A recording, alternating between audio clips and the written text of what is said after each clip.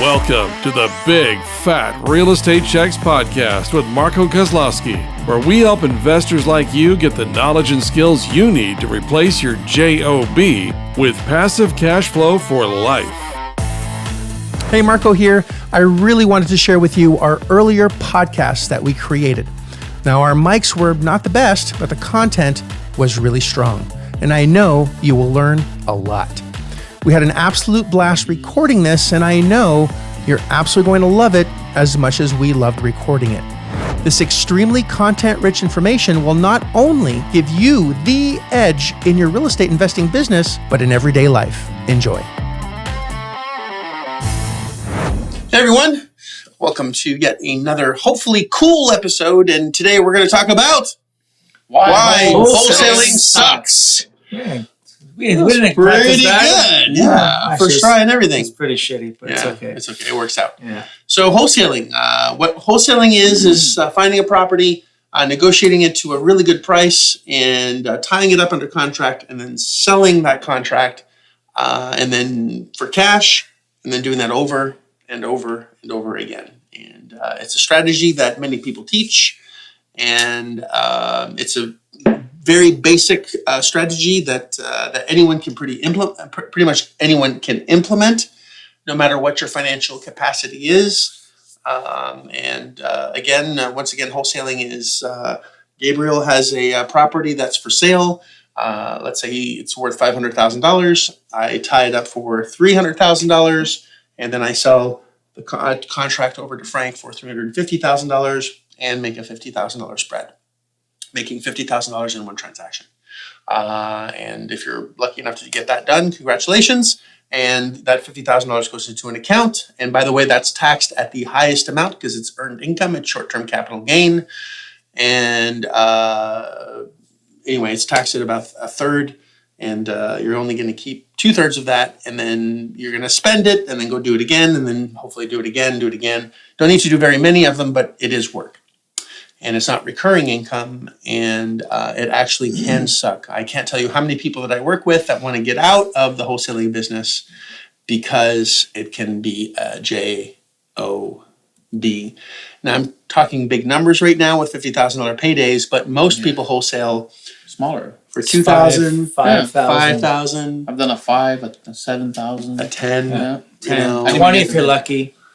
Yeah. Obviously, if you go into bigger properties, there's a bigger profit margin there. But it takes you longer to get it under contract at the right price. So at the end of the day, it all comes down to the same. And people just think of, with the wholesaling, people just think of what they're making on the spread, but they don't calculate what they use to get that lead, to get that contract, to get it tied up, which is another calculation you have to look at. Well, people spend thousands of dollars on marketing to try to find these deals. Like you said, it's almost like a job. It is. It is a job, because once you stop looking for property or marketing for property, guess what? The well's going to run dry, and if you're not looking for that, then you're going to be in financial trouble. That's for sure. So, but it's a good medium where people do start, where it doesn't involve. You don't need any capital investment, I guess, other than your marketing. If you're doing marketing, I know there's wholesalers that spend a lot of money monthly on marketing. We don't. No, we don't. But people think they just have to send those postcards out or direct mail or have a bird dog scouting the neighborhood or something like that for long grass and blue roofs with tarps or whatever. Or they tap into brokers list and see who's out of town, who's in the rears, and so it costs money and time and resources to do all that. So yes, it does become a job. It is, and I'm part of a ton of Facebook groups, and you hear people almost like proud of, I'm spending $5,000 a month on marketing. I'm spending $7,000. I'm spending $10,000. They're almost like, how big is your cock comparisons of, how much money they're spending on marketing. And we spend none on marketing. And I'm talking about people that do wholesaling houses full time. I don't think it's a good idea, to tell you the truth. I think it sucks. Why? Because when you stop getting paid, which we've already discussed. I think wholesaling is definitely a strategy that you should implement into your business, because you should be cherry picking the deals that you want and wholesaling what you don't want. So when we're doing our business, we're looking for properties that are 15 caps and above. And most people think that's insane because, in fact, I can probably, with certainty, betting my life, that most people that are in the business say they've never seen a 15 cap, a real 15 cap in their lives. We buy a shit ton of them every year. We create them. We don't, 15 caps are created. Good deals are created. They're not found. I think we have an episode on that. We do. So make sure that you tune in on that one. But, good deals are created. They're never just found. You don't trip over a 15 cap. You have to make it. It takes time. It's like a diamond. It has to be created over time with pressure and heat. And so we negotiate on a deal. We're going back and forth, back and forth, back and forth, back and forth. And the lowest the seller is absolutely willing to take is, let's say, a 12 cap. So we don't want to buy a 12 cap. So what we do is we tie it up at a 12 cap because we know someone would love a 12 cap. So maybe someone out of California that's used to getting an 8 or maybe a 6 or a 5, they'd love to get a 12. So then what we do is we wholesale it out to someone that would want that kind of property. So so we get it at one price and and we tie it up and sell it to another. So we're basically wholesaling the garbage that we don't want. Yep. And it's not because it's garbage to us that it's garbage to someone else. Maybe our garbage is something that someone else wants. That's why there's garage sales out there. That's why there's vintage stores, eBay. Yeah. So wherever you shop, Frank, Yeah. and Yes, wherever. did you see that sweater? Love you, Frank. The one with the Yes. Yes. I had when I have a garage sale, I picture people like Gabe at my door. Yeah, I'll give you a quarter. Not gonna give you a quarter. It's 50 cents, man, and they still they hassle with. But yeah, so. But you're right. You know what? It's someone from Cali or someone from New York and or certain parts of Texas or whatever that are used to 5 caps and 6 caps. If you can type something even at a 10, Marco, or 11 cap, you're still making the spread on that, and they're content. They're like, you know what? It's good. I'm okay with the 5 or 6. We're not. Yeah. But that's just our business model. Yeah. Yeah. Right? Someone's garbage is somebody else's gold. Yeah, exactly. Someone's trash is someone else's treasure. However you want to say that. So it rhymes. We can use that. But understand that wholesaling is selling the contract. It's selling the sheep and not the wool. I would rather get paid every single month buying a cash flowing property. But if I had a choice of getting paid or getting paid once, getting paid never, or getting paid monthly, my answer is getting paid monthly first, getting paid once second, and getting paid never last, right? Meaning that I'm not going to buy it. So what's beautiful about wholesaling is if you integrate that, not as your business model. Remember, our intent is to buy it at the right price so we can get an asset-based lender involved so they can lend us the money that's cheaper than the return that we're making. So let's say that we're going to use round numbers. We get a property under contract, that makes $150,000 a year net. All right, well, $150,000 a year net, and we would have to buy it for under $1 million, right? Or let's say we get it for $1 million. You guys follow? Yeah. Yes. All right, so $150,000 net. We tie it up for $1 million, so that's a 15% return. The person that sold it for $1 million, they don't want $150,000 a year. They need $1 million right now. They're not willing to wait. They're in the I need cash now cycle versus I need cash flow cycle, which I think we've discussed in past episodes as well. So we tie it up and we do the due diligence on it, and it doesn't quite check out. It doesn't make $150,000 a year. It makes $135,000 a year. It's not in great condition. It needs a little bit of work. The area is a little questionable. In fact, after 11 o'clock, if you don't have your 9 on you, you're probably going to get murdered. So, bad area, it's a little rundown, and it doesn't make quite the numbers that it should. Does that happen? Yes. All the time. So it's actually not really a good buy. And most people say, well, goodbye then, if it's not a good buy. Nay, I say. Are there people that need to live there?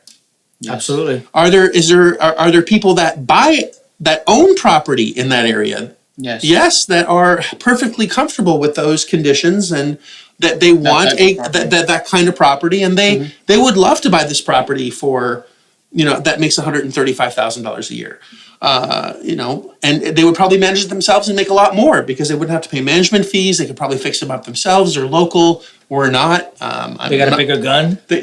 Or they're comfortable shooting somebody. I'm not. Yet. But You're scaring me, man. But yeah, Things can change, right? But you're right. People, I got to get out of my comfort zone. Listen, people got to live in those areas. It may not be a desirable area for you and I to live there, or our viewers, but yeah, people got to live in that area, and people do own property in that area. People own stores in that area. It's a community. It is. It's just not a community for us to live in. It's not our cup of tea. That's right. It's not in our It's not wheelhouse. what we like to handle. That's So, right. we won't buy it, but maybe someone else will for $1.1 million. Yeah. So we've done all the negotiating already. We're not willing to buy it because it doesn't fit our criteria. We're not comfortable with the turnover, the management. Something doesn't make sense to us. So guess what? Let's just wholesale it to someone that's local. Give the opportunity to someone else and make $100,000 out of it. I'd rather get paid 100 than get paid none. And I could take that 100,000 and roll that over into another deal. Yeah. So if you understand that, I would use wholesaling as part of your as your business model, An exit strategy, basically. as one of the many exit strategies. Yeah. You could do, and there's so many intricate things that you can do. You can do wholesaling. You can do a combination of wholesaling, which is wholetailing, where you basically sell it and on owner financing terms, which I'm not going to get into, but there's ways of making cash flow on a deal, On a wholesale deal. So not only you're getting cash up front, but you're actually making cash flow. So you're selling it on terms. I'm not going to get into that, but there's really cool things that you can do once you have it under contract, if you have the right contracts to assign it, And if you have the right knowledge. and the right application. Yeah, you can do a lot of cool things with it. But our intent is to buy it. Once we buy it, we can then get into the wholesale. Now, in certain states, they've banned assignments, where you can't even assign it legally in certain states. So we can actually get into those conversations later, but there's workarounds in that with the affidavits. We can definitely fix that, do A to B closings directly, and get paid through affidavits. So we tie up the property, put a lien on the property, and then just do a direct A to B closing. And if you understand that, then that would be a big aha moment for you. If you don't understand that, just send us an email and we'll try to explain it to you. Just let us know, and we'll maybe shoot a video specifically on how to do that. But anything can be wholesaled or assigned. You just have to understand the rules and how to get around them. But coming back to the pros of wholesaling, now the pros of wholesaling as a byproduct, Yes. not as a main focus. Because wholesaling as a main focus, I think, sucks. Because think of if these were all cash flowing properties, if you had purchased every property that you actually wholesaled, how much more wealth would you have? Because in order to win in Monopoly, I think we've discussed this before, you don't go but I'm going to say it again, you can't just go around the board collecting a paycheck. That's $200, right? Every time you circulate go, that's a paycheck. That's just going around and around. The only way to win in Monopoly is Owning assets. owning assets. And wholesaling is still a job. It's still better than working a 9 to 5, having someone else tell you what to do. But you got to find the deal, You own your job, basically. negotiate the deal, tie up the deal, find the buyer, make sure the buyer can close, get paid, do it again. And it's not always There's easy. a lot of moving parts. I would rather focus on finding cash flowing assets, negotiate them down at the best possible price, tie it up, and then sell it to someone that's local that would love the opportunity, make the small spread in between. No, I totally agree with that. I've talked to wholesalers, and like I said, I guess it's an entry point for most people. But you're basically, you're creating yourself a job, and if you stop marketing or looking for those properties, then you're not making any money. And I'll rather have the passive income each month.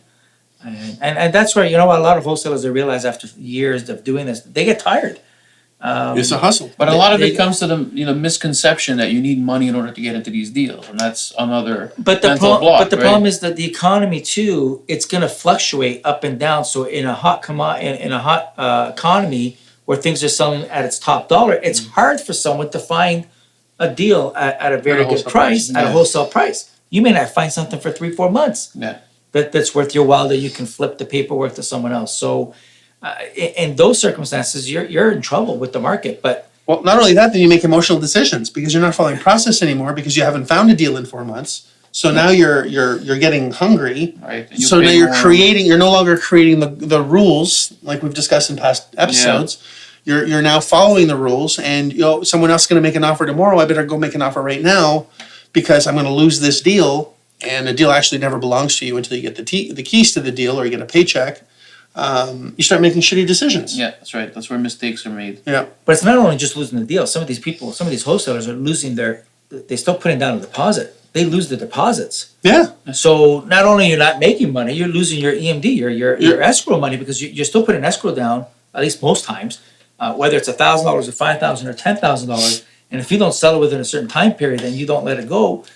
And that's when you start getting into these daisy chains where you may have people that, like if I'm the wholesaler, I got the paperwork, and then I go to Marco and say, Marco, if you sell it, you can take a piece of my pie. So then I go on 15 top of that, and then you go on top of that, you get Gabe, and then what happens? Those deals typically break down because if Gabe, he's the third man down. If he gets the deal, he's got to go through many Marco. cooks in the kitchen. He's got to go through Marco, and Marco's got to go through me. By the time that happens, the seller's gone or whatever happened, right?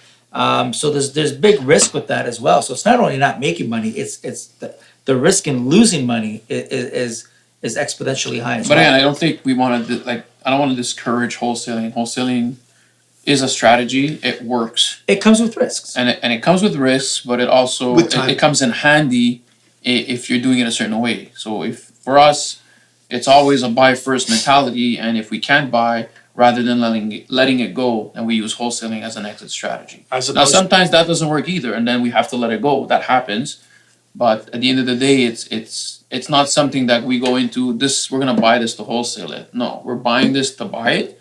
And if we can't buy it because due diligence doesn't pan out because of other reasons, then wholesale comes into play. And we'll only wholesale if it actually makes sense for another buyer to do it. So if, like for example, in our due diligence, we find that all it was a fraudulent transaction where the person's paid higher taxes for the last 2 years to the IRS, so it looks like it makes more money, but money's really not coming in, actually loses money. I'm never going to wholesale that either. So understand that I have a responsibility to do my due diligence so I can give the value to somebody else. Wholesaling is not how much money can I make on someone else's back. Wholesaling is how much value can I give to someone else and still make money at the same time.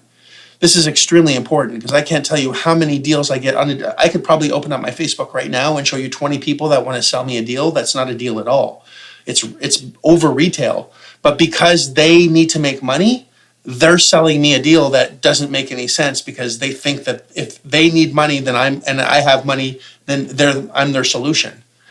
And more often than not, they don't even do their due diligence. They don't know at all. They don't even have the documents when you want them. But imagine you wholesaling a property, so you do your deal and you've done the best due diligence that you can, or maybe you're lazy, you don't give a shit and say, I just want to make some money. You make $5,000, the person buys the property, they lost a shit ton of money.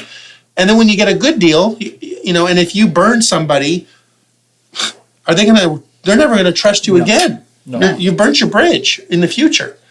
So remember that life is long. It's not life is short. Life is actually long. Mm-hmm. They're going to remember where they were burned. They're going to remember the interactions that you've had.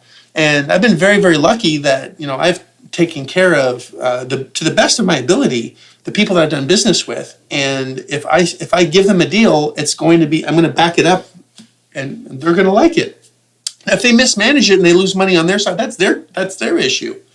But the numbers are sound the day they go in. I just didn't want to buy it. We had a deal, a 20-unit apartment building, and we had it wholesaled the last day of the year. The seller needed to sell by the last day of the year. Person bought it, didn't know how to manage it. They lost money. They were so pissed off. I'm like, you're mismanaging it. Change management companies. They did, and then they started making money, and they redacted all this, the bad juju that they actually apologized to me. He said, I'm sorry, I thought, you were... you sold me a bill, a shitty property. I'm like, the numbers are the numbers. The numbers don't lie, right? Exactly. This is what the rents are. And if your manager's been stealing from you, then change managers. It's not. You can't control. You can't control that, exactly. So, to make a long story even longer, if you make your focus in wholesaling as your business, as your main business, so you're a wholesaler, you're losing your cash flow opportunities when you're buying something. If you're spending money on marketing at all, why wouldn't you spend money on marketing for cash flowing properties? So instead of making $10,000 one time on a deal, you're making $10,000 a month. Do you want to make $10,000 one time or work one time to get the property, do your due diligence, which you have to do anyway, but close on it and make money every single month? Or do you want to just sell it off to somebody else that's going to make money every single month? What's better? Yeah, and you hit it before where you said when you wholesale, you don't have necessarily the tax strategies that you have when you own a property. So when you wholesale, you're paying, like you said, it's income. It's not even capital gains. At that point, it's income because it's income within that 12-month period. Yeah. So you won't be able to utilize a 1031 exchange where you can buy another property to defer your taxes. So you can't use that. So you're, number one, even if you're making 10K, you're giving 1/3 away to the government. You kiss 3,000, 4,000 away to the government. There's no depreciation when you wholesale the property. You don't get the depreciation tax. You don't get the 1031s. No. You don't get the tenant isn't paying off your mortgage, and you don't have appreciation. It's not going up in value. You lose all 4 cash flows by wholesaling. Pretty much. Yeah.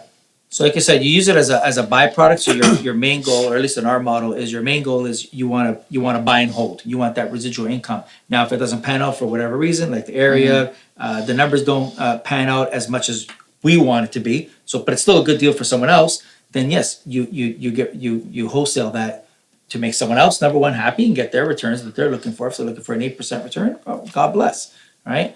But at least this way, you're still making money on your efforts that you did do. But I know what you're thinking. Yes, well, I would love to buy every deal, but I don't have any money to buy that every deal. If you buy it right, yeah, well, that's it. The money you don't need money. If you buy it right, you don't need money. Again, if you buy it at the right numbers, you don't need money at all. You don't need money to make money. If you can't make money without money, you can't make money with money. It's all in the negotiation and how you position the deal, and how you put the deal together so it could be the best possible deal for you and the seller. It's just because you got a great price doesn't mean you screwed over the seller. The seller agreed to it. They signed off on it. They said, yes, I want this if you can close by this date. So if you understand that you can close by this date and you can give them the money because you know where it's coming from, and if you have the right education, I know that if you were in my tribe and I was teaching you, you'd know where to get the money, you'd know how to get it, and you know how long it takes to get it. You have all this information before you even start. So as soon as you have everything, all the boxes are checked. If you know the rules, all you got to do is apply them. And you make your own rules. We've discussed this on another episode. Yeah. So it's just a matter of following the rules. Understand, is your focus wholesaling? Shift your focus to stop wholesaling full-time. Start looking for the right deals full-time. Cherry pick the ones that make the most amount of cash. Wholesale the rest. Not only will you make more money, you'll have cash flow for life. You'll have depreciation, you'll pay less tax, and you'll have more, just have more. And it's not how much money you make that counts, it's how much money you keep. Mm-hmm. And let's just have you make and keep more money this year than you ever have before. Here, no, absolutely. So, again, we're not discounting all the wholesalers out there. It's just, don't use it as your primary business model, that's all. Yep, just a small shift makes big difference. Learn how to do what we're doing, if you want, and you'll then start buying cash flowing properties and wholesaling the ones that you don't want. And I think you'll actually end up making more money in the end, passively. So instead of, in a year from now, if you were to wholesale, and let's say you wholesaled one, keep one, wholesale one, keep one, wholesale one, keep one, I think you'd have more cash and cash flow by the end of the year than you've ever had before. Because every month that money's coming back. Every month you're just building and stacking and stacking and stacking and stacking. It's like $2,000 and then another $2,000 and another $2,000 and another $2,000. And next thing you know, you got $10,000, $15,000, $20,000 a month coming in, and then you have a new problem. You'll never want to wholesale again. Yeah. Well, then you'll still wholesale because it's not the objective. That's right. The objective is, it's more of a byproduct than the objective. Mm-hmm. So instead of eating it, you're pooping it. All right, from a digestive kind of a way, yeah. And that's that. Yeah. So shift your focus. Wholesaling does suck if you're doing it full time, but if you're doing it as a byproduct, you're going to make a pile of money and make more money passively. And that's that. If you like this episode of Big Fat Real Estate Checks, then show some love by leaving a comment and a good rating. Also, as a thank you for tuning in today, we've got a special free gift. The journey to passive cash flow for a life starts by finding deals, and it's easier than you think. Simply go to getdealsbytuesday.com, enter your email address, and we'll send you a free quick start course called Deals by Tuesday. Even if it's 11 p.m. Monday night, this course will show you how to find discounted real estate deals by Tuesday. It's that fast and simple.